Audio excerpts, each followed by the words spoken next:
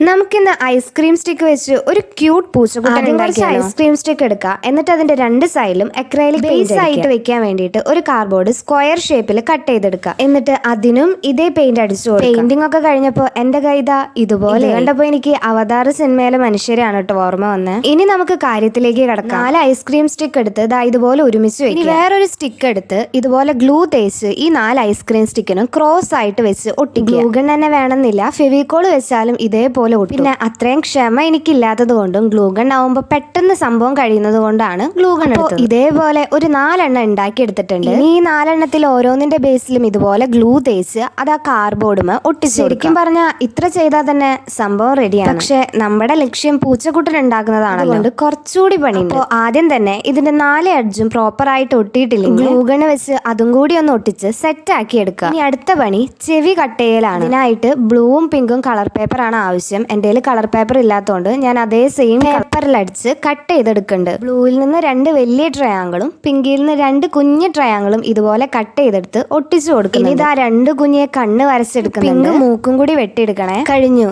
ഇത്രയുള്ള പണി.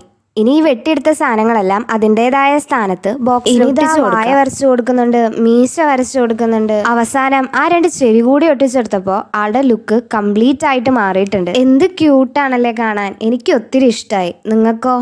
അപ്പോൾ ഐസ്ക്രീം സ്റ്റിക്ക് കൊണ്ടുള്ള പൂച്ചക്കുട്ടൻ ഇവിടെ റെഡി ആയിട്ടുണ്ട്. ഇനി ഇതുകൊണ്ടുള്ള ഉപയോഗം എന്താണെന്ന് വെച്ചാൽ ഇത് നല്ലൊരു ഡെസ്ക് ഓർഗനൈസർ ആയിട്ട് നമുക്ക് യൂസ് ചെയ്യാൻ പറ്റും. എനിക്കുള്ള ഏറ്റവും വലിയ പ്രശ്നമാണ് പെയിന്റ് ബോട്ടിൽ വെച്ചോടത്ത് കാണാതിരിക്കുക. അപ്പോൾ ആ പ്രശ്നം സോൾവ് ആയി കിട്ടി. അക്രൈലിക് ബോട്ടിൽ മാത്രമല്ല കേട്ടോ, പെൻസ്, സിസേഴ്സ്, മാർക്കേഴ്സ്, സ്കെച്ചസ്, ഇങ്ങനെ കുറച്ചൊക്കെ എല്ലാതും ഇതിന്റെ അകത്ത്. അപ്പോൾ ഇത്രയുള്ള ഇന്നത്തെ വീഡിയോ. പൂച്ചക്കുട്ടന് ഇഷ്ടമായ എന്തായാലും ലൈക്ക് ചെയ്യണം, ഒപ്പം സബ്സ്ക്രൈബ് കൂടി ചെയ്യണം.